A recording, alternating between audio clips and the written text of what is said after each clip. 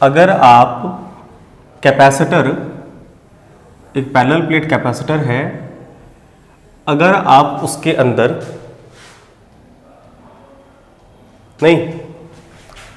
एक कुछ थिकनेस का एक डाइलेक्ट्रिक स्लैब इंसर्ट कर देते हो, टी थिकनेस का मान लो, टी थिकनेस का एक डाइलेक्ट्रिक स्लैब अगर हम लोग कैपेसिटर के बिटवीन इंसर्ट कर देते हैं, जिन कैपेसिटर को डी डिस्टेंस पे रखा गया इनके दोनों प्लेट को, और इस डाइलेक्ट्रिक मीडियम का डाइलेक्ट्रिक कांस्टेंट के हो, तो इक्विवेलेंट कैपेसिटेंस कितना होता था? अगर आपको याद हो तो कैपेसिटेंस का फॉर्मूला होता था, बताओगे कोई? नहीं, कोई बात नहीं। तो कैपेसिटेंस होता था, हाँ बोलो, epsilon A by D minus T plus T by K, ये होता था।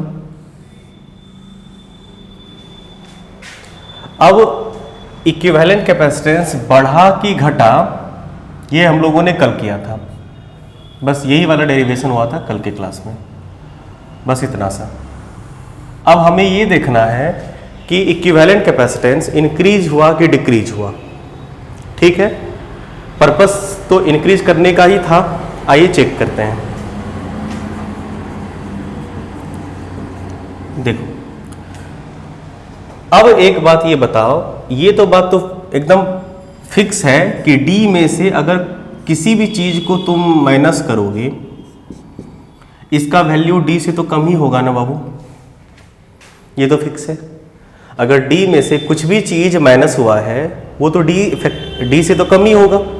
एक काम करते हैं हम लोग, एप्सिलॉन नॉट A को D से डिवाइड कर देते हैं। नहीं समझे बात को? हम लोग क्या करते हैं, एप्सिलॉन नॉट A को इस वाले फैक्टर से डिवाइड कर देते हैं, तो D minus T plus T by K, epsilon not A by T. अब बताइए, एप्सिलॉन नॉट को हमने छोटे वाले वैल्यू से डिवाइड किया है, तो ये इफेक्टिव वैल्यू ज़्यादा होगा कि कम? सोच के बताओ। देखो, हम ये कह रहे हैं, जैसे मान लीजिए हमारे पास है 2 इज लेस देन 5, ऑब्वियस है 2 लेस देन 5। अब हम लोग 10 को 2 से भी डिवाइड कर दिए और 10 को 5 से भी डिवाइड कर दिए। अब बताइए कौन सा वैल्यू बड़ा होगा? जिस वैल्यू को छोटे नंबर से डिवाइड किया गया है, जिस वैल्यू को छोटे नंबर से डिवाइड किया गया है उसका वैल्यू ग्रेटर होगा। तो ये तो वैल्यू कांस्टेंट है ऊपर वाला, दोनों तरफ देखो सेम सेम है। नीचे वाला वैल्यू छोटा ये न है, तो इसका मतलब ओवरऑल ये वैल्यू ग्रेटर होगा ना, मतलब हमारा मिशन सक्सेस हुआ। आई बात समझ में? मिशन सक्सेस का मतलब ये हुआ कि हम लोगों ने क्या सोच के डायरेक्टली डाला था कि नया वाला कैपेसिटेंस हमें ज़्यादा मिले कि कम? ज़्यादा मिले। क्या मिल रहा है? हाँ मिल रहा है। डाइलेक्ट्रिक इंसर्ट करने के बाद जो कैपेसिटेंस आया है, देखो ना जरा, ये आया ना, तो ओवरऑल आप ये कह सकते हैं कि equivalent capacitance increases, hence capacitance increases. नहीं, बराबर नहीं होगा, sorry, hence capacitance increases. Capacitance क्या करेगा? इंक्रीज हुआ। Mission successful. ठीक है, देखो एक दो बातें और समझ लेते हैं। पहली बात तो ये समझ में आई, दूसरी और समझते हैं क्या कि मान लीजिए हमने जो स्लैब यूज किया है उसका थिकनेस नेग्लिजिबल है, बहुत ही पतला, एकदम थीन लेयर हमने इंसर्ट किया उसके बीच में। आई बात समझ में? 4 थीन स्लैब, एक स्लैब जो हमने यूज किया है वो बहुत ही थीन है, इतना थीन कि लगभग उसका थिकनेस टेंस टू 0 हो। ठीक है सर, क्लियर है?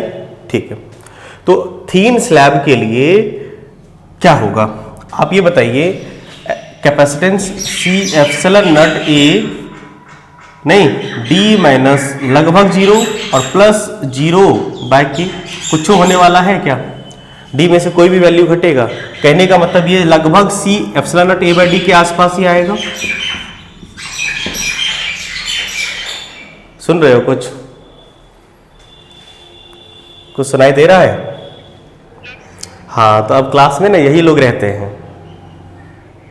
हाँ, ये लोग को पता चल गया कि अब माहौल सेट है, हम लोगों का फिक्स है। आ गए आराम से बगल उगल में, एक आराम से क्लासरूम में चिल करता ये लोग। सही है, कोई तो रहे, रेंट लग ही रहा है। चलो, कहने का मतलब ये हुआ कि अगर स्लैब हमारा थीन होगा तो कोई भी कैपेसिटेंस पे कोई इफेक्ट नहीं होगा, नहीं, no effect on capacitance, on capacitance, capacitance पे कोई प्रभाव नहीं पड़ेगा। एक तो ये बातें समझ में आ गई।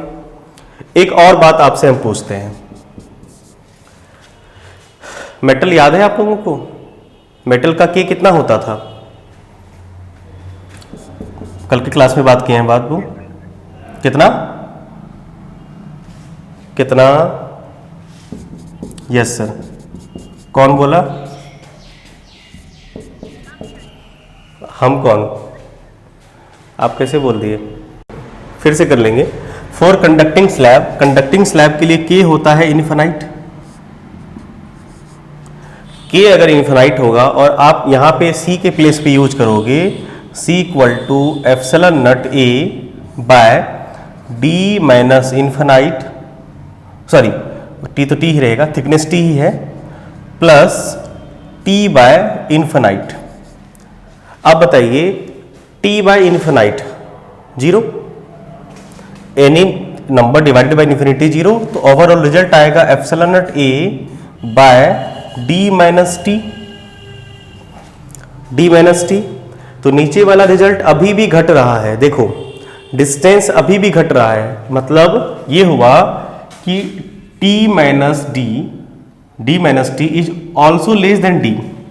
तो यानी कि अगर आप मेटल, समझ रहे हैं ना, अगर आप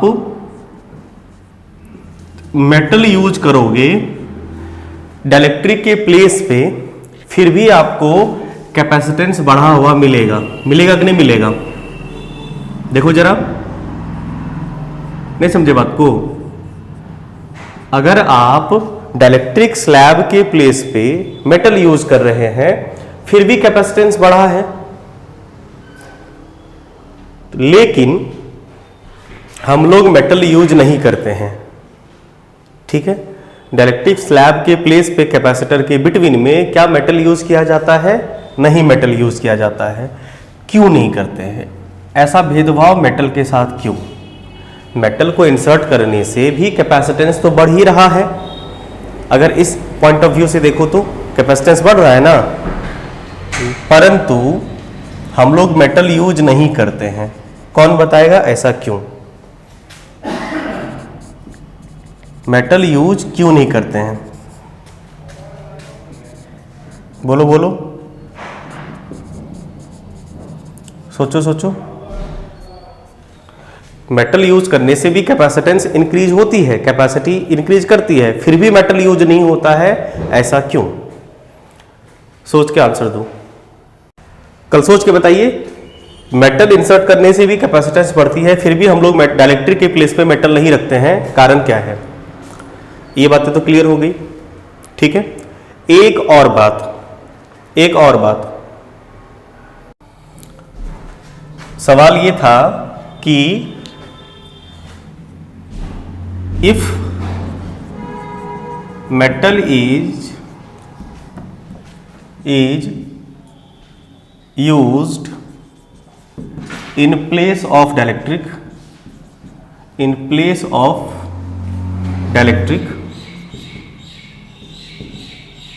नहीं क्या? हाँ बोलिए। सर कुछ कंडक्टर से रिलेटेड तो नहीं है, मतलब ऐसा तो नहीं है कि हाँ conductors,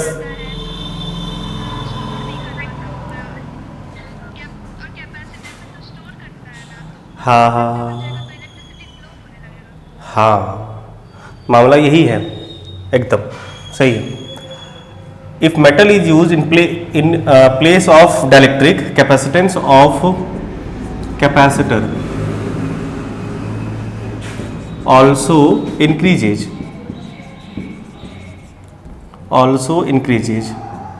but it is not used.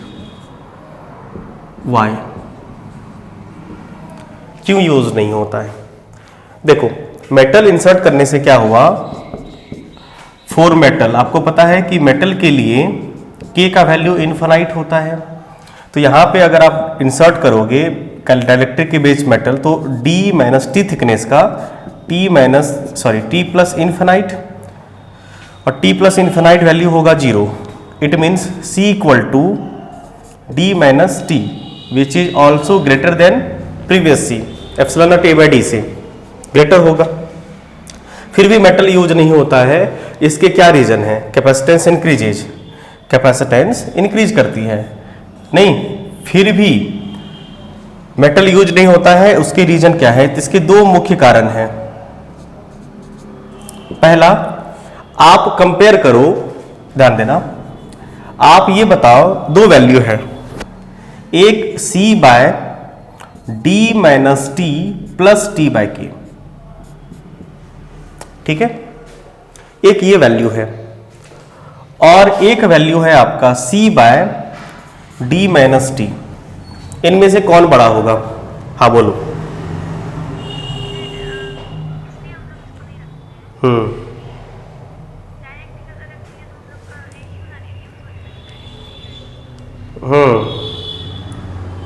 और देखो, मामला तो ऐसा ही कुछ है, बिल्कुल मैटर ऐसा ही कुछ है। इसको एक बार बढ़िया से हम एक्सप्लेन कर देते हैं। 2-3 जवाब आया है, सारा जवाब सही है आपका। अब सबको हम कलेक्टिवली मिला के बताते हैं कि एक्चुअल आंसर क्या होना चाहिए। एक तो पहला रीजन ये समझ लीजिए कि अगर हम कोई डाइलेक्ट्रिक यूज कर रहे हैं जिसका K जिंदा है, मतलब इनफाइनाइट नहीं होता ये वैल्यू, तो बताइए इन दोनों वैल्यू में से कौन बड़ा होगा? इन दोनों वैल्यू में से कौन बड़ा होगा? ऑब्वियस है ये वाला बड़ा होगा, क्योंकि D वाला वैल्यू छोटा हो रहा है ना। देखो, इसमें से T घट रहा है और T प्लस A मिलके और घट रहा है, तो ओवरऑल नीचे वाला वैल्यू बहुत छोटा है D माइनस टी के रिस्पेक्ट में, तो ये ऊपर वाला वैल्यू बड़ा होगा। अगर आप मेटल के प्लेस पे देखो ध्यान से देखना, एक तो एडवांटेज ये है कि अगर आप मेटल के प्लेस पे डाइलेक्ट्रिक यूज करोगे तो मेटल जो कैपेसिटेंस बढ़ाएगा, डाइलेक्ट्रिक उससे ज्यादा कैपेसिटेंस बढ़ाएगा। दिख रहा है? मेटल भी कैपेसिटेंस बढ़ाएगा लेकिन डाइलेक्ट्रिक कैपेसिटेंस और बढ़ाएगा। तो हमको ज्यादा कैपेसिटेंस चाहिए, मेटल के रिस्पेक्ट में ज्यादा कैपेसिटेंस आपको डाइलेक्ट्रिक वाला देगा। पहला एडवांटेज ये हुआ। दूसरा ये हुआ कि मेटल क्यों यूज नहीं होता है, दूसरा कि मेटल कंडक्टर है और हम लोग चाहते हैं कि कैपेसिटर के बीच जो एनर्जी हो वो बॉन्डेड एनर्जी हो। आई बात समझ में? हम लोग ये चाहते हैं कि कैपेसिटर के बीच जो एनर्जी होगी वो बॉन्डेड होनी चाहिए, और बॉन्डेड होने के लिए क्या है कि हम लोग प्लेट यूज करते हैं। ठीक है, एनर्जी बॉन्ड करने के लिए प्लेट यूज करते हैं। अगर आप कंडक्टर यूज करोगे तो कंडक्टर क्या होगा कि सारा का सारा चार्ज कंडक्टर के फेस पे आ जाएगा। नहीं, अगर ये पॉजिटिव प्लेट है तो ये नेगेटिव प्लेट इंडक्शन की वजह से, और ये पॉजिटिव प्लेट हो जाएगा कंप्लीटली 100% इंडक्शन होगा। इनसाइड कंडक्टर इलेक्ट्रिक फील्ड 0 होता है, तो कंडक्टर के ये फेस पे चार्ज आएगा और कहानी फिर से वहीं पे चली जाएगी जो हमारा प्रॉब्लम था मेन, कि अगर फेस पे चार्ज है तो इसका जो इलेक्ट्रिक फील्ड मतलब एनर्जी है वो तो क्या होगा, डिस्ट्रीब्यूट हो जाएगी आउटवर्ड, रेडियली आउटवर्ड बिखरी जाएगी ना हर तरफ, बॉन्डेड नहीं ना रही बाबू। मैटर समझ पा रहे हैं? नहीं, कंडक्टर यूज होगा तो एनर्जी नॉट बॉन्डेड होगा,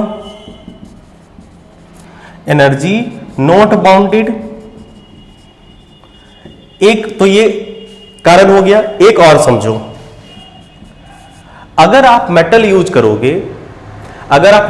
करोगे डाइलेक्ट्रिक के प्लेस पे, फुल्ली मतलब कंप्लीटली फील्ड कर दोगे मेटल से, तो क्या होगा, इस प्लेट से इलेक्ट्रिसिटी फ्लो होने लगेगी, करंट फ्लो होने लगेगा, और करंट फ्लो होने लगेगा तो चार्ज जिस पोजीशन में था चार्ज मेटल प्लेट पे स्टे नहीं करेगा, तो उस हिसाब से फिर एनर्जी भी बॉन्ड नहीं होगी, करंट का फ्लो करवाएगा ये कंडक्टर, फ्लो ऑफ करंट नहीं, करंट का फ्लो होने लगेगा जो कि हमें नहीं चाहिए था।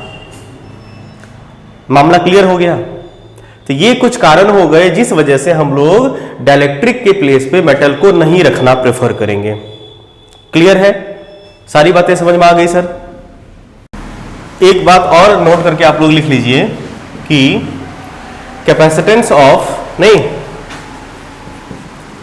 कैपेसिटी ऑफ, या सीधी सी बात, capacity is independent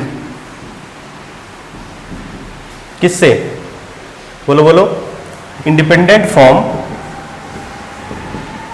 position of dielectric slab. नहीं, डाइलेक्ट्रिक स्लैब के पोजीशन से कैपेसिटेंस फर्क मतलब चेंज नहीं होगा। जैसे देखो, अभी मान लो आपने ये कैपेसिटर है आपका और स्लैब आपने यहां पे रखा है। जैसे ध्यान दो, हम मान लो हमने जो ये गैप रखा है वो 10 mm का है, कैपेसिटर के बीच का जो गैप है वो मान लो 10 mm है, और थिकनेस मान लो हमने यहां से ठीक है 5 mm के बाद 2 mm थिकनेस का हमने स्लैब रखा। तो बताइए स्लैब का thickness 2 mm, air gap available कितना होगा? एयर गैप अभी अवेलेबल कितना है? 10 में से 2 ही माइनस होगा, तो बाकी का जो 8 है, 8 mm एयर गैप अवेलेबल है। इसकी वजह से कुछ कैपेसिटेंस बनेगा। अब मान लो हमने, ध्यान देना बाबू, आराम से चिल होके पढ़ो, मौसम भी ठंडा है, कोई दिक्कत नहीं है, किसी को कहीं जाना नहीं है, सो तो तुम लोग चुके ही हो, सब लोग 9 बजे सो के उठे ही होंगे, तो कोई टेंशन नहीं। इसीलिए 1-2 घंटा तो नींद अभी आएगी नहीं, इसलिए टान के पढ़िए, और कुछ करने के लिए है भी नहीं पढ़ने के अलावा। अभी भी गैप मान लो 10 mm भी हमने रखा है, ध्यान से समझिएगा, 10 mm, और थिकनेस है स्लैब का वही 2 mm, लेकिन अब की बार हमने यहां से 3 mm पे, समझ रहे हैं,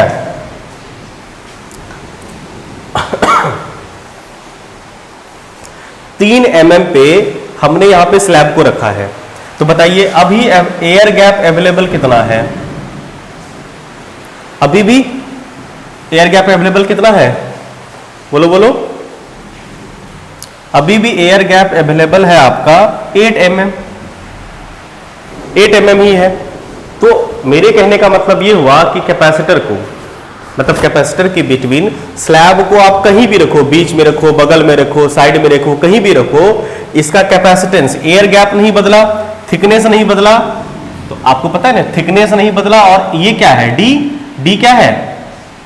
डिस्टेंस बिटवीन दिस स्लैब। ऐसे भी देखो ना, वो चेंज नहीं हो रहा है, तो स्लैब को कहीं भी रखोगे तो स्लैब, ये पैरेलल प्लेट कैपेसिटर का डिस्टेंस नहीं बदल रहा है, थिकनेस रिमेन कांस्टेंट, तो काहे का कैपेसिटेंस बदलेगा? समझ रहे हैं? बाहर का माहौल ठीक नहीं है, ये बात पकड़ पाए? चलिए अब आगे देखो, एक और मेथड आपको सिखाते हैं, ये चीजें आपको सवाल बनाने में हेल्प करेगी कि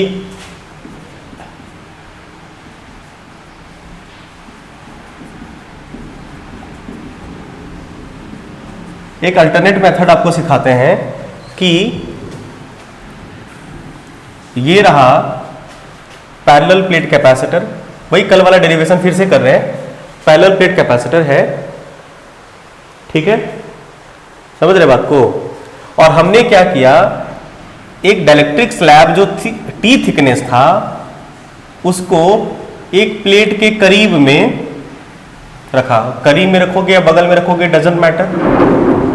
समझ रहे हैं बात को? वेरी गुड, ठीक है। टी थिकनेस का, के डाइलेक्ट्रिक कांस्टेंट का हमने एक डाइलेक्ट्रिक स्लैब रखा। यहां पे क्या है? एयर है। हमें चाहिए इसका इक्विवेलेंट कैपेसिटेंस, हम लोग फाइंड कर चुके हैं वैसे। आप ये बताइए, ये सिस्टम हम इसको एक तरह से ऐसा लेट करें कि ये एक कैपेसिटर है एयर वाले, देखो ये एक कैपेसिटर है जिसके बीच दो प्लेट है और इसका कैपेसिटी C1 है, बीच में एयर है, और एक ये कैपेसिटर है जिसका डाइलेक्ट्रिक वाला है और इसका कैपेसिटेंस C2 है। और दो कैपेसिटेंस देखो ना जरा, दो कैपेसिटर सीरीज में कनेक्टेड है, कह सकते हैं हेयर C1 इक्वल टू क्या होगा? बोलो। C1 equal to epsilon not A by D।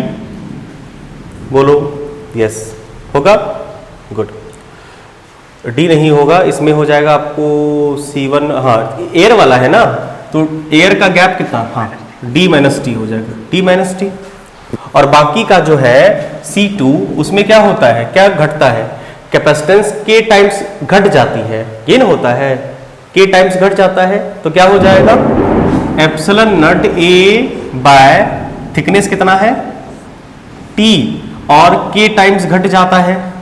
नया वाला कैपेसिटेंस हम लोग ये देखें, डायलेक्ट्रिक डालने से K टाइम्स कैपेसिटेंस, सॉरी क्या बोलते हैं, बढ़ जाता है, सॉरी कैपेसिटेंस K टाइम्स बढ़ जाता है। बोले कोई दिक्कत नहीं ना? चलो ठीक है।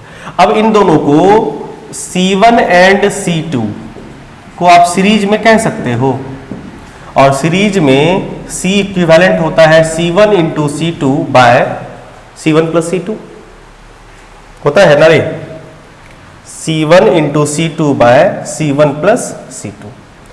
सीरीज में C1 का वैल्यू, ये बस आपको ऐसे सिखा रहे हैं कि कैलकुलेशन ऐसे भी किया जाता है, इसका कोई यूज नहीं है, डेरिवेशन आपको एग्जाम में नहीं पूछा जाएगा, लेकिन कैलकुलेशन सीखने के लिए।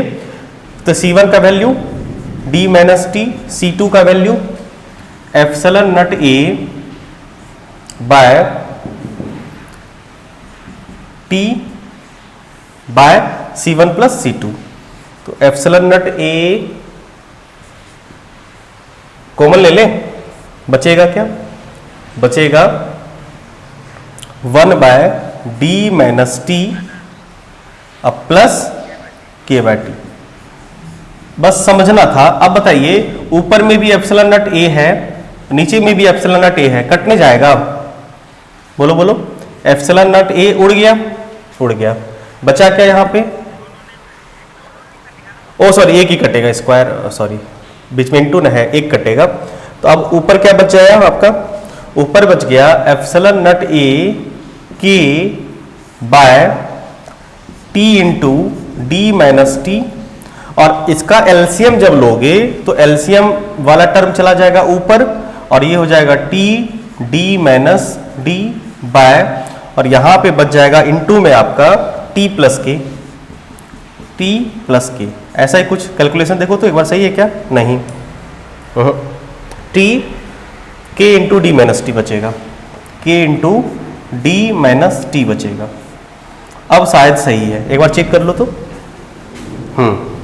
सही है, सही है। D minus T out, K से नीचे आते हैं, डिवाइड कर देते हैं। एप्सिलॉन नॉट A K को हम लोग क्या करते हैं, तो दोनों तरफ K को डिवाइड कर देते थे, K से K कट जाएगा, नीचे हो जाएगा T by K, T by K plus K D T by K minus K T by K। ऊपर से भी K डिवाइड किया तो उड़ गया, K से K उड़ा, K से K उड़ा। ओवरऑल फाइनली आपका रिजल्ट ये है epsilon not A by D minus T plus T by K. मतलब हम लोग वहीं पहुंच गए। ये एक अल्टरनेट वे था जो इसी चीज को करने का, ठीक है। आपको ऐसे करना नहीं है, आपको बस समझना था कि ऐसे भी हो सकता है। यही चीजें ऐसे भी हो सकती है। क्लियर है? वैसे पैरेलल सीरीज में हम लोग ये बात करेंगे ही, लेकिन बार बार अब डिराइव नहीं करेंगे, ऐसे भी हो सकता है, मतलब ये किसी भी तरह से जाओगे तो रिजल्ट वहीं पहुंचेगा। क्लियर है? अभी हम लोग देखो फुल्ली फील्ड कैपेसिटर नहीं कर रहे हैं, फुल्ली फील्ड कैपेसिटर होगा तो क्या होगा, डी टी के बराबर हो जाएगा। यस और नो? फुल्ली फील्ड कैपेसिटर होगा तो क्या किसके बराबर हो जाएगा, डी टी के बराबर हो जाएगा। तो आप लोग समझदार हैं, आगे कर भी सकते हैं, इसलिए फिलहाल पार्शियली फील्ड कैपेसिटर कर रहे हैं हम लोग। एक और डेरिवेशन करते हैं हम लोग जिसमें capacitor with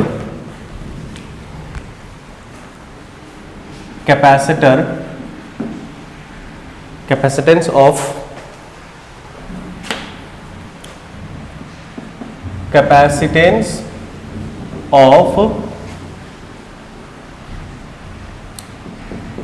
parallel plate capacitor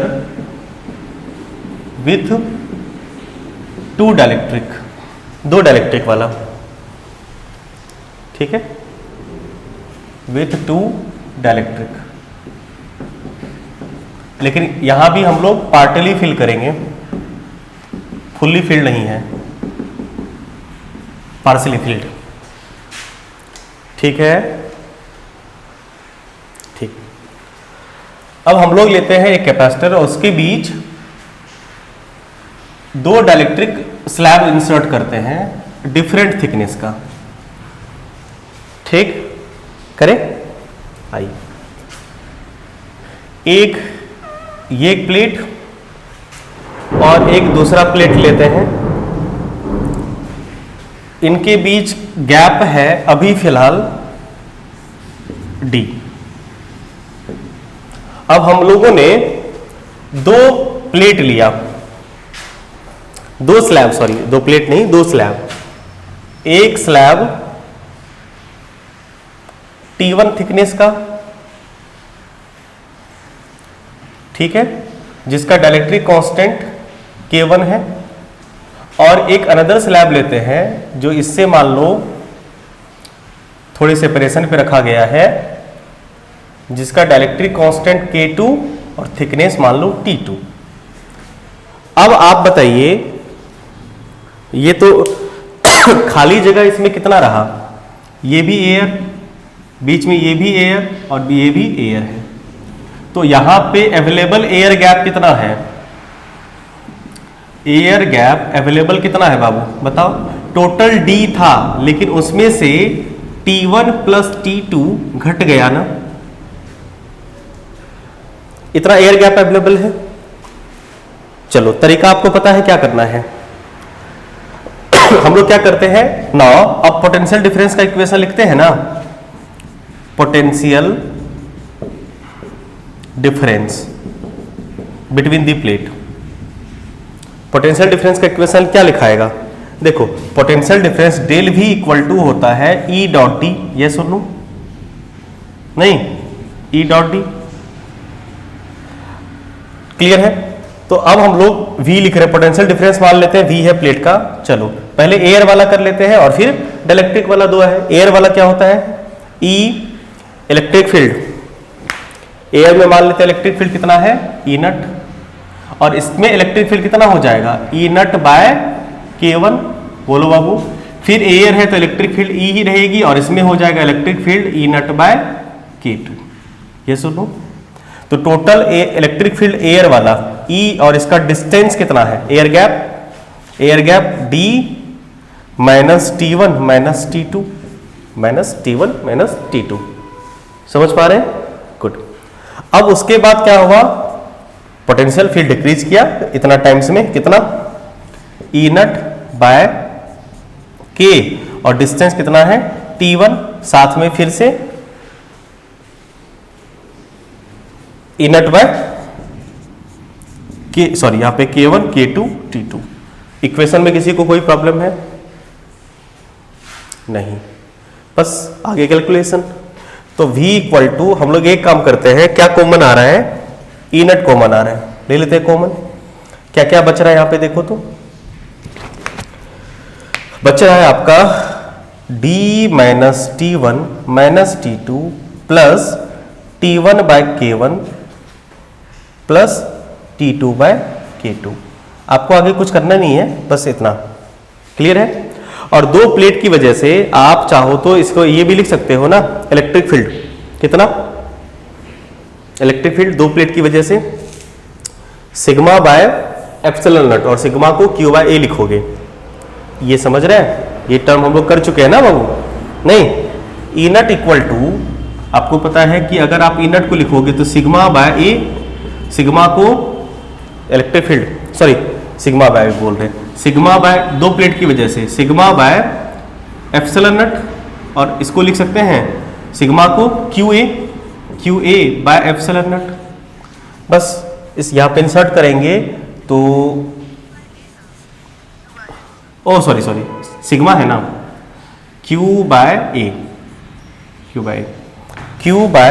A epsilon not, और ये हो गया आपका d minus T one minus T two plus T one by K one plus T two by K to.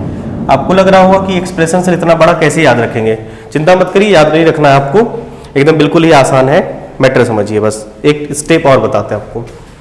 अब फाइनली हम लोग पहुंच जाते हैं सी पे, चूंकि सी इक्वल टू होता है Q by V, C equal to Q by V, ये बोला पूरा टर्म, नीचे वाला टर्म ऊपर चला जाएगा, c इक्वल टू क्यू को क्यू ही रहने दो, नहीं q बाय v के प्लेस पे क्या रखोगे, q by a epsilon not, और ये जो पूरा वाला टर्म है d minus T one minus T two plus T one by K one plus T two by K two, ये एज इट इज रहने दीजिए।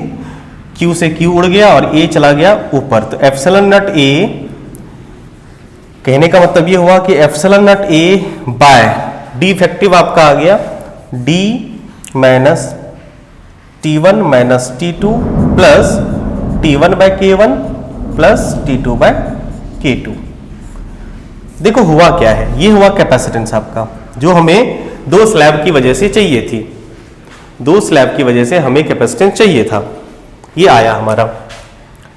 अब आप इसे याद मत रखिए, आप एक कैपेसिटर, सॉरी एक स्लैब की वजह से तो कैपेसिटेंस याद रखे हैं ना, पहले इसे एक बार देख लीजिए, इसमें कोई दिक्कत तो बात करिए, नहीं तो फिर आगे हम लोग बात करते हैं जो बताना चाह रहे हैं। एक बार अच्छे से देख लो। अब आपको स्लैब इंसर्ट करने के बाद जो कैपेसिटेंस होगा उसमें आपको उतना याद नहीं रखना है। अगर आप एक स्लैब यूज करते हैं, सिंगल स्लैब, अगर एक स्लैब है, देखो ये कैपेसिटर था, अगर आप एक सिंगल स्लैब यूज करते हैं T थिकनेस का, ठीक है, इलेक्ट्रिक कांस्टेंट का K थिकनेस T, तो इसका कैपेसिटेंस होता था कितना, epsilon nut A by D minus T plus T by K, ठीक है। दूसरा, अगर आप प्लेट के बीच दो स्लैब यूज कर रहे हैं, देखना अभी, एक K1 constant T1 thickness, K2 electric constant T2 thickness का, तो अब की बार जो कैपेसिटेंस होने वाली है आपका एप्सिलॉन नट A ही रहेगा। आप समझिए याद कैसे करें, D तो D ही रहेगा, क्योंकि दो थिकनेस है इसीलिए T1 माइनस T2, ये T वाला काम खत्म, और बाकी का ये जो T बाय K वाला टर्म होता है वो प्लस में होता है, तो आपको क्या करना है, T1 बाय K1 एक था और दूसरा T2 बाय K2 था। अगर आप एनालॉजी पकड़ पा रहे हैं तो अगला जो तीन स्लैब आएगा आप उसका रिजल्ट बताइए क्या होना चाहिए। हमने तीन स्लैब T1, T2 और T3 थिकनेस का K1, K2, K3, T1, T2, T3, अब बताइए इसका कैपेसिटेंस क्या होना चाहिए। हाँ ठीक, C equal to epsilon nut A by, बोलो, हाँ, good good good, very good, excellent. Mechanism आप लोग पकड़ गए, अब आपको याद नहीं करना पड़ेगा, आप आराम से पैटर्न को पकड़िए, T1 by K1 plus T2 by K2 plus T3 by K3। आप इसी फॉर्म में याद रखिए इसे। तो क्या याद रखने की आवश्यकता है? नहीं, बिल्कुल एक जनरल फॉर्मूला याद रखिए, बाकी सब आपको ऑटोमेटिक ऐसे ही याद रहेगा। क्लियर हो गया? बातें समझ में आ गई? Very good. अब 2 स्लैब रखें, 10 स्लैब रखें, कोई फर्क नहीं पड़ने वाला है, रिजल्ट आपको याद रहेगा। देख लीजिए अच्छे से। एक सवाल यह है कि हमारे पास एक पैरेलल प्लेट कैपेसिटर है, ठीक है, इसके बीच का डिस्टेंस d है। हमने एक डाइलेक्ट्रिक कांस्टेंट, एक डाइलेक्ट्रिक स्लैब जिसका थिकनेस मान लो x है, x थिकनेस का, और जिसका डाइलेक्ट्रिक कांस्टेंट k है, यूज किया, और एक डाइलेक्ट्रिक स्लैब यूज किया है मेटल, एक हमने यूज किया है मेटल, इसका भी थिकनेस x ही ले लेते हैं। बताइए C कितना होगा? सोच के बताओ C कितना होगा। C इक्विवेलेंट कैपेसिटेंस आपको बताना है, आंसर बताइए। सिंपल सा है आप, हाँ ठीक है, तो मतलब C equal to epsilon not A by formula क्या था, D minus T1 minus T2 2 है, plus T1 by K1 plus T2 by K2।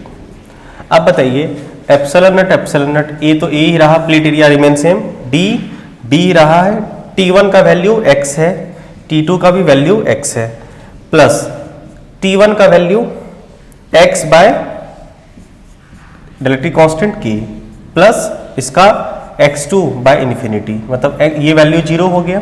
तो आंसर आया आपका epsilon not A by D minus 2x plus x by K। This is your answer. Clear है? चलो अब है ग्राफ बिटवीन दो graph हम लोग यहां पे प्लॉट करेंगे, एक इलेक्ट्रिक फील्ड वर्सेस x और दूसरा पोटेंशियल वर्सेस x। ये दो ग्राफ बड़ी इंपॉर्टेंट ग्राफ है, पूछा जाता है ये काफी। दोनों ग्राफ को हम लोग समझेंगे पहले कि आखिर ये क्या कहना चाह रहा है, ठीक है। चलो एक सिचुएशन ले लेते हैं हम लोग, कोई भी रैंडम सिचुएशन ले लेते हैं, ले ले। हमने एक कैपेसिटर लिया और इस कैपेसिटर के बीच में 1 2 3 जितना भी स्लैब लेने का मन करे आप ले सकते हैं। अभी मैकेनिज्म को समझिए, एक समझ गए तो सब समझ जाएंगे। तो अभी फिलहाल समझने के लिए एक ही स्लैब लेते हैं ताकि कंफ्यूजन ना ज्यादा ना हो। हमने एक डाइलेक्ट्रिक स्लैब लिया है दो कैपेसिटर के बीच, जिसका डाइलेक्ट्रिक कांस्टेंट K है और थिकनेस T है, distance between the plate T। अब आप हमें यह बताइए, सॉरी यहां पे क्या है, एयर है, ये डाइलेक्ट्रिक मीडियम है और यहां पे फिर से एयर आए। फील्ड का वैल्यू यहां पे क्या होगा, मैक्सिमम जितना होना चाहिए था। यहां पे फील्ड का वैल्यू क्या होगा, बोलो तो बाबू। फील्ड का वैल्यू K टाइम्स घटा, और यहां पे फील्ड का वैल्यू फिर से मैक्सिमम हो गया, एयर था। फील्ड का वेरिएशन x मतलब d, यहां पे d के साथ डिस्टेंस बिटवीन द प्लेट के साथ वेरिएशन देख रहे हैं। अब ये बताइए पोटेंशियल का क्या हाल है, Ed, बोलो यहां पे पोटेंशियल कितना है, यहां पे पोटेंशियल कितना है, यहां पे कितना, Ed, E डॉट टी। अब डिस्टेंस कितना है, अच्छा एक काम करते हैं हम लोग, इसको समझने के लिए, सुविधा के लिए थिकनेस d के बराबर ले लेते हैं और x बराबर 0 और x बराबर 2d, ठीक है, 0 से लेके 2d तक। और यहां पे हम लोग अगर ये d लेंगे, ध्यान देना, ये अगर d लिया है तो बाकी का एयर वाला कितना बचा है, फील्ड d वाला बचा है, मतलब एयर में टोटल कितना बचा, d, और d वाला ये ऑक्युपाई किया है। आप हाफ कहो या जो भी कहो, एयर वाला जो फील्ड हमारे पास हो गया वो ईडी हो गया, और इसका वाला विथ एयर, अगर एयर के साथ बात करें तो एयर के साथ फील्ड हमारे पास कितना हो जाएगा, सॉरी पोटेंशियल, पोटेंशियल फील्ड तो वही है, पोटेंशियल एयर वाला, तो ई डी, और विथ डाइलेक्ट्रिक, डाइलेक्ट्रिक के साथ हमारा पोटेंशियल कितना हो जाएगा, पोटेंशियल विथ डाइलेक्ट्रिक, ये हो जाएगा आपका ई नट बाय के और डी। समझने के लिए ये डी टी अलग भी हो सकता है, जो कि अगला सवाल हम लोग करेंगे। अब वेरिएशन फील्ड का भी आ गया, एयर के साथ हमें फील्ड भी पता चल गया, एयर के साथ ये भी पता चल गया। अब आते हैं ग्राफ प्लॉट करते हैं, ठीक है, ध्यान से समझिएगा। चलो अब हम लोग ग्राफ आते हैं ई वर्सेस एक्स में, ई वर्सेस एक्स, ग्राफ है ई वर्सेस एक्स, एक्स मतलब वही यहां से यहां तक पोजीशन, वेरिएशन। नीचे दिख रहा है आप लोगों को, ठीक है, सॉरी, चलो अब आप हमें ये बताइए, शुरू हम लोग कहां से करें, x बराबर 0 से शुरू करते हैं। x बराबर 0 पे क्या हाल था इलेक्ट्रिक फील्ड का, कोई बताओगे? x बराबर 0 पे इलेक्ट्रिक फील्ड कितना था हमारे पास, ई नट, यहां से ई नट स्टार्ट हुआ है, बोलो। तो x बराबर 0 से हमारे पास जो फील्ड था वो मैक्सिमम था कितना, ई नट, और कुछ दूरी तक, कितनी दूरी तक, d तक, d तक हमारे पास फील्ड यही रहा है, यस और नो, बिल्कुल। तो d तक, x बराबर d तक हमारे पास फील्ड जो रहा है, x इक्वल टू d तक हमारे पास फील्ड ई नट ही रहा। इसके बाद फील्ड घटा कि बढ़ा, घटा, सडन घटा कि धीरे धीरे घटा, जैसे ही आप इंटर किए सीधा k टाइम्स घट गया, और k टाइम्स d डिस्टेंस तक जब यहां पे आप इंटर करते हो तो k टाइम्स सडन घटा, एकदम डायरेक्ट घट गया, ऐसा नहीं कि कोई कर्व बनेगा, धीरे धीरे नहीं घटेगा। और यहां से चले d डिस्टेंस तक फील्ड ऐसा ही रहा, मतलब ये हुआ कि अब आपका जो फील्ड होगा वो सडन घट जाएगा, कितना, ई नट बाय के, और अब की बार x बराबर 2d तक आपका field, yes, x equal to 2d तक फील्ड कितना रहेगा, ई नट बाय के रहेगा, यस और no. Electric field versus position, graph समझ में आया सर आप लोगों को? एकदम बिल्कुल बिल्कुल। आप जैसे अगला ग्राफ करवाएंगे हम आपसे, वो डिस्टेंस आपको स्पेसिफाई होगा, आप चाहो तो कैसे भी कर सकते हो, d माइनस t1 करके, या कुछ भी कर सकते हो, कोई दिक्कत नहीं, ठीक है। अब आते हैं हम लोग v वर्सेस x ग्राफ। ये ग्राफ तो खूबसूरत है ही, ये भी ग्राफ बहुत अच्छा होता है। इस ग्राफ में स्लो वाला मामला है। अब बताइए वोल्टेज घट रहा होता है कि बढ़ रहा होता है? कुछ भी हो, आप जब पॉजिटिव प्लेट से नेगेटिव प्लेट पे जाओगे ना, तो इलेक्ट्रिक फील्ड के डायरेक्शन में जा रहे हो, और इलेक्ट्रिक फील्ड के डायरेक्शन में वोल्टेज हमेशा घटता है, बस घटने का रेट कभी ज्यादा कभी कम होता है। नहीं समझे बात को? बस घटने का रेट कभी ज्यादा कभी कम होता है, कभी ज्यादा हो जाता है कभी कम हो जाता है, मतलब स्लोप नेगेटिव होगा, क्योंकि सेंस तो घटने का है, तो नेगेटिव में कभी स्लोप ज्यादा कभी स्लोप कम। आइए आपको समझाते हैं। बहुत ही खूबसूरत ग्राफ बनता है इसका, और एग्जाम में ये सवाल अगर आता है कंपटीशन में, बच्चे छोड़ते हैं, पता नहीं क्यों, जबकि इतना आसान मामला है। देखो, आप इलेक्ट्रिक फील्ड के डायरेक्शन में जाओगे तो v घटेगा ही, कभी ज्यादा कभी कम, लेकिन घटेगा, ये फिक्स है। आई बात समझ में? तो आप बताइए, सबसे पहले हम लोग हाई पोटेंशियल से चलें। एट x बराबर 0 पे हमारा पोटेंशियल जितना था उतना है v, positive plate, maximum potential, कोई डाउट नहीं।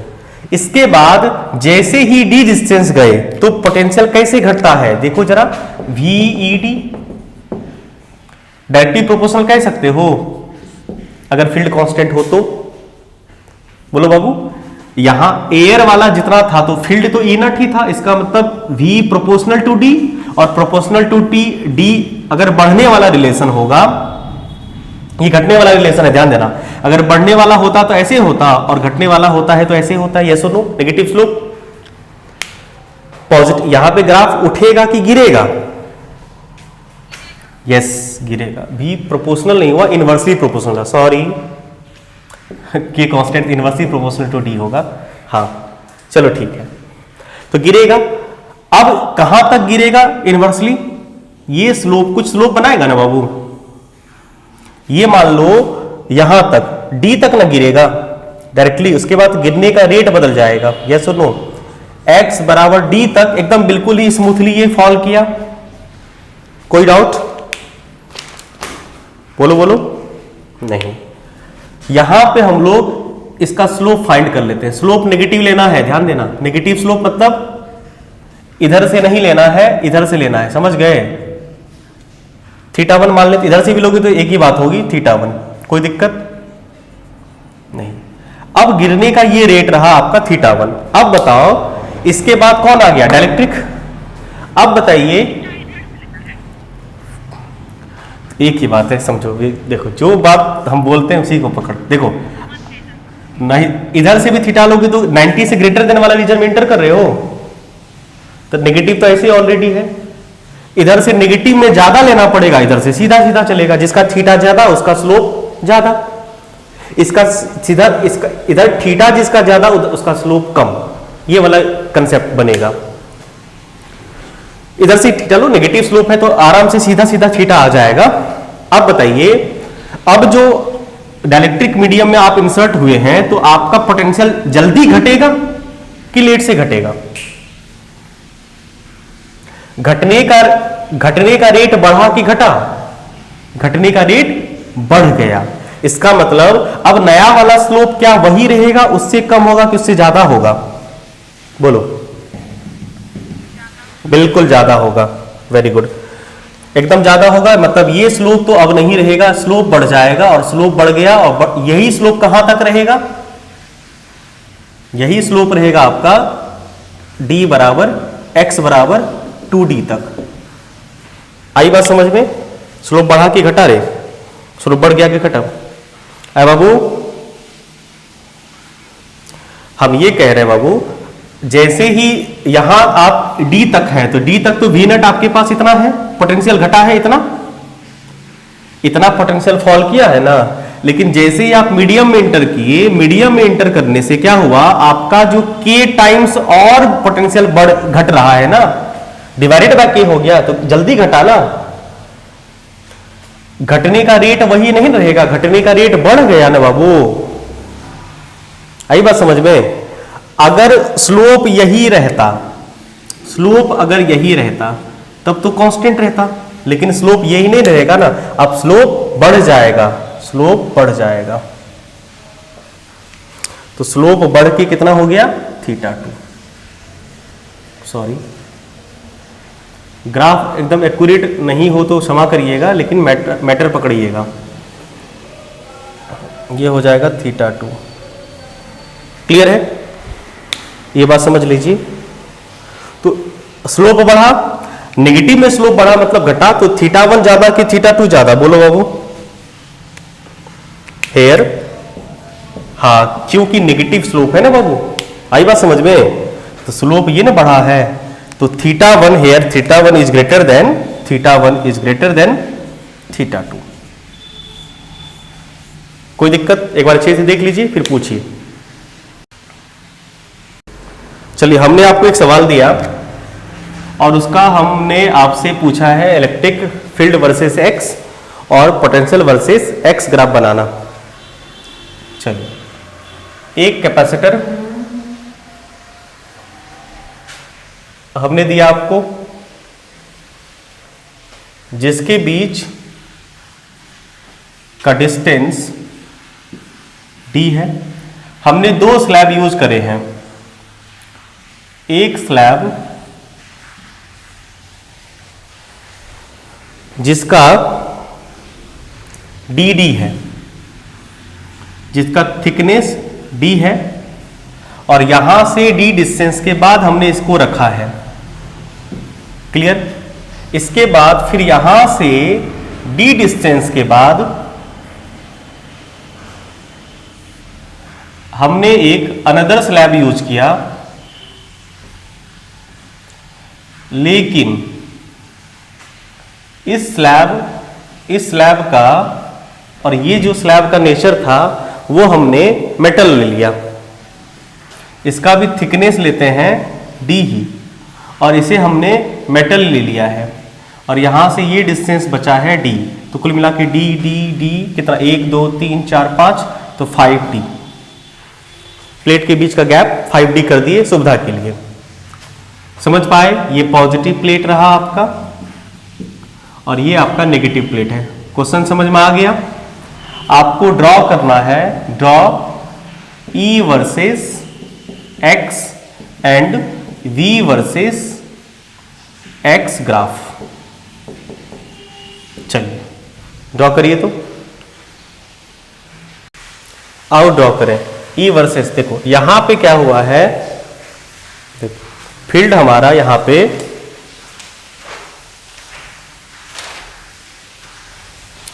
फील्ड ई नट था, टी तक ई नट रहा, और यहां से ई नट बाय के टाइम्स घटा, फिर ई नट आ गया, और अब की बार फील्ड हमारी हो गई 0, ई नट का वैल्यू 0, पोटेंस बन गया। दिखाओ दिखाओ दिखाओ। Electric field versus x. देखो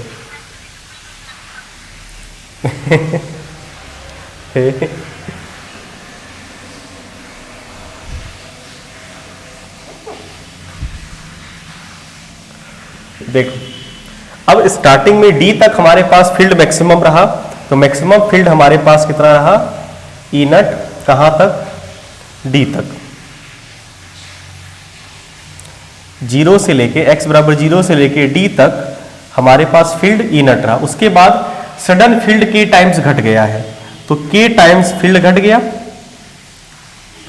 और ये फील्ड कहां तक, नेक्स्ट d तक रहा है। ऐसा ही फील्ड 2d तक, नेक्स्ट d मतलब 2d तक रहा है, कितना, ई नट bye k।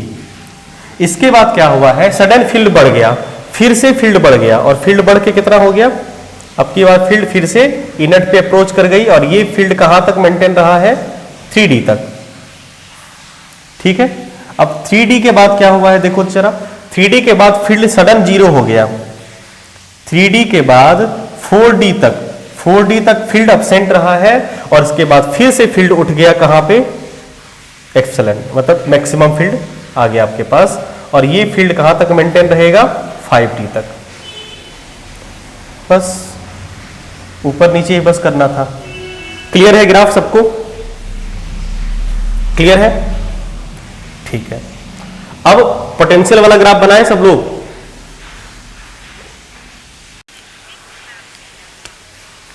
Potential metallic slab में क्या होगा बताओ, है कैसे जीरो, है रे किस्मत। मेटल के अंदर पोटेंशियल कांस्टेंट होता है, इनसाइड द मेटल फील्ड 0 होता है, पोटेंशियल कांस्टेंट होता था, और उतना ही होता है जितना उसके सरफेस पे होता है। डेरिवेशन नहीं बताए थे इलेक्ट्रिक पोटेंशियल में, नो क्या यही दिन देखने के लिए डेरिवेशन बताए थे आपको, है इनसाइड द मेटल फील्ड 0 होता है, लेकिन पोटेंशियल कांस्टेंट होता है, और कितना होता है, जितना उसके सरफेस पे होता था। आया कुछ याद? नहीं आया है? नहीं आया है तो ऐसे करो, चलो ये, हाँ ऐसे ही पढ़ते रहिए और भूलते रहिए, ठीक है, और बाद में एग्जाम में जाके हमको गरियाइएगा, मास्टरवा पढ़ाया नहीं, हमको तो कुछ पता ही नहीं है, जिंदगी बर्बाद हो गया, वो कहते हैं ना कुछ पता ही नहीं चलता है, यही सब बोलोगे, हमको तो कुछ पता ही नहीं, हमसे सवाल बनता ही नहीं, जिंदगी बर्बाद हो गया। आ जाओ V और X। देखो आप ये बताइए, सबसे स्टार्टिंग में आपके पास V मैक्सिमम था, यस बन गया, तो दिखाएंगे, ठीक है, चलो v मैक्सिमम था x बराबर 0 पे। इसके बाद क्या हुआ है कि v सडन घटा है, लेकिन v इलेक्ट्रिक फील्ड के डायरेक्शन में d डिस्टेंस तक स्लोप घटा, तो d डिस्टेंस तक स्लोप घटा। क्लियर है? गुड। d तक, इसके बाद वोल्टेज के घटने का रेट घट गया, और यहां तक देखो, इसके बाद इस हिसाब से ये क्या होगा, थोड़ा इस हिसाब से थीटा चेंज होगा, थीटा चेंज होगा। और आप अगर सडन ज्यादा घटता है तो थीटा को क्या कम कर देना होता है, बताए थे ना। चलो, और ये थीटा कहां तक मेंटेन रहेगा, मतलब ये वोल्टेज कहां तक मेंटेन रहेगा, 2d तक। यस और नो? चल, लंबा जाने वाला है। ये वैल्यू जो वोल्टेज का आया है, ध्यान देना, ये जो वैल्यू वोल्टेज का है, ये कितना है, ये वैल्यू वोल्टेज का कहां गया है आपका, ये v तो v नट था, ये क्या था, ed। समझ रहे हैं कितना घटा, v ड्रॉप हुआ है, e नट d इतना ड्रॉप हुआ है। चलो, इसके बाद क्या हुआ, इसके बाद फिर से एयर आया, तो फिर से एयर आया, इसका मतलब अब यही स्लोप फिर से गेन होगा इस पॉइंट पे, देखना जरा। हाँ, तो अब यही स्लोप फिर से गेन होगा। स्लोप तो अब ये आ नहीं सकता, लेकिन इसके पैरेलल तो हो सकता है ना। हाँ, ऐसा ही रहेगा, ये डायरेक्ट नहीं चलेगा, ये थोड़ा ऐसे रहेगा। रुको जरा, पहले पहुंचने दो। हाँ, ये वैल्यू कहां तक मेंटेन रहेगा, 3d तक। अच्छा, ये वैल्यू कितना है, और ये वैल्यू कहां तक जाएगा, हाँ ठीक है, ये वैल्यू कितना है इस पॉइंट पे, ये वाला, ये तो ईडी घटा। इसके बाद और कितना घटा,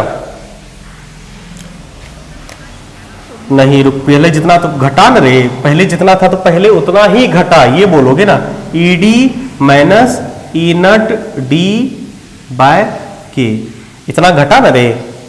वोल्टेज उतना, प्रीवियस वोल्टेज गेन थोड़े होगा, वोल्टेज तो घट ही रहा होगा ना, पहले जितना घटा उसी रेट से घटा। आप ये ना बोलोगे यहां पे जिस रेट से घटा उसी रेट से यहां पे घटा, ये ना बोलोगे, घटा ही ना, उतना ही कैसे रहा, उसी रेट से घटा। हाँ, उसी रेट से घटा। क्लियर है? अब इस पॉइंट पे जब हम लोग पहुंच गए हैं तो पोटेंशियल फिर से कितना हो जाएगा, ईडी, बोलो बोलो, अब जितना था ई नट डी बाय के माइनस 2 ई नट डी, ये सब चेक कर लेना कि कैसे कितना घटता है। चलो, अब अगर हम ये एंगल को ध्यान देना, अगर इस एंगल को θ1 कह दे, इस एंगल को θ2 कह दे, इस एंगल को θ3 कह दे। अभी 3D पहुंचे हैं, D 2D 3D। मेटल में क्या होगा, मेटल में जितना था उतना ही रहेगा। मेटल में पोटेंशियल घटता है कि कांस्टेंट रहता है, मेटल के अंदर तो कांस्टेंट रहेगा, तो स्लोप थोड़े बनाएगा, स्लोप सीधा ना होगा बाबू, तब स्लोप 0 होगा, मतलब स्लोप यही रहेगा। आई बात समझ में, स्लोप वही मतलब यही नहीं, 0 रहेगा, मतलब 0 होगा slope, metal inside the metal. Clear है? और ये कहां तक मेंटेन रहेगा बाबू, 4D तक। और 4D के बाद फिर से क्या होने वाला है, फिर से epsilon not A by D घटेगा आपका, और ये चला कहां तक मेंटेन रहेगा, 5D तक। तो प्यारे बच्चों, मेरे कहने का मतलब ये हुआ कि अगर यहां पे आप एंगल ड्रॉ करोगे ना, यहां पे आप एंगल अगर ड्रॉ करोगे, यहां पे ये एंगल कितना हो गया, ये एंगल मान लो आपका है θ4, तो यस θ1 θ4 के बराबर होगा। Very good. हाँ हाँ, कहने का मतलब ये हुआ कि θ1, हाँ θ1 θ3 और θ4 बराबर होगा, और ये सब सारा वैल्यू, ये सारा वैल्यू θ2 से ज्यादा बड़ा होगा। क्लियर हो गया ग्राफ? अब इस तरह के सवाल बन जाएंगे आपसे।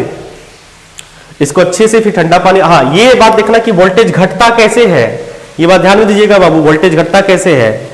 और यहां पे जो वोल्टेज लास्ट में फाइनली घटा है, कितना वोल्टेज ड्रॉप हुआ है इस वाले पॉइंट पे, इस वाले पॉइंट पे वोल्टेज ड्रॉप हुआ है आपका, देखो पहले था V, इसको लिख दें, अच्छे से लिख देते हैं, देखो पहले था V था, V में से ED घटा, इसके बाद क्या क्या घटा, ये तो फिर इसके बाद ये घटा, फिर इसके बाद क्या घटा, ये पूरा टर्म घटा, बोलो तो घटा सावन की घटा, मतलब ये घटते रही और फाइनली रिजल्ट जो आया V माइनस, नहीं समझे बात को बाबू, नहीं समझे,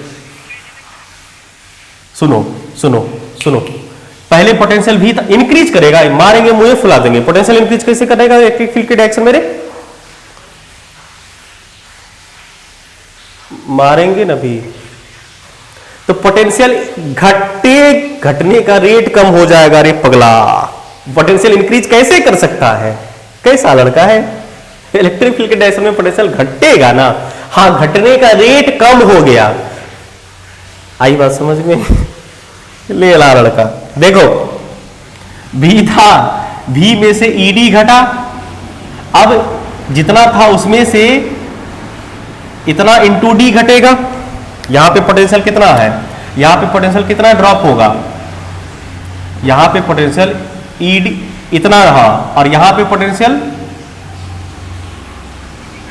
इतना घटेगा, सॉरी हाँ ED बाय K टाइम्स घटेगा, और यहां पे पोटेंशियल फिर ED घटेगा, और यहां पे पोटेंशियल घटेगा नहीं, पोटेंशियल कांस्टेंट रहेगा, और यहां पे फिर पोटेंशियल ED घटेगा, तो ओवरऑल एक ED घटा, और यहां पे एक ED और एक एप्सिलॉन नॉट, एक ED घट ही रहा है, यहां तक पहुंच गए, अब यहां पे देखिए फिर एक ED घटा है, तो पहले जो ED था minus epsilon naught D by K घटा, और ऑलरेडी फिर से एक ED घटेगा कि नहीं घटेगा, जगह नहीं है, तब ये बात तुम लोग समझता नहीं है, हम तो -2ED किए थे, बकलो V माइनस जितना था उतना तो रहबे न करेगा, minus E naught D by K, अब फिर से पहुंच गए एयर में, तो इतना पोटेंशियल फिर से घटाना पड़ेगा ना आपको, E नॉट D ये घटा, अब बोलो 2D, अब यहां पे फिर क्या होगा, फिर कांस्टेंट रहेगा, यानी यही पोटेंशियल अब यहां पे देखो मेंटेन है, अब फिर उसके बाद ED और घटेगा, यानी कि लास्ट में जो रिजल्ट आपका आएगा, ओवरऑल पोटेंशियल घट के जितना था E नॉट D था minus E naught D by K था माइनस E नॉट D था, और लास्ट में फिर से E नॉट D घटा, तो E नॉट D आपका घटा। कैसे पोटेंशियल डिस्ट्रीब्यूट होता है समझ गए, पोटेंशियल किस हिसाब से घटता है ये भी समझ गए, बहुत सुंदर, एक बार देख लीजिए अच्छे से, कोई डाउट हो तो पूछिए।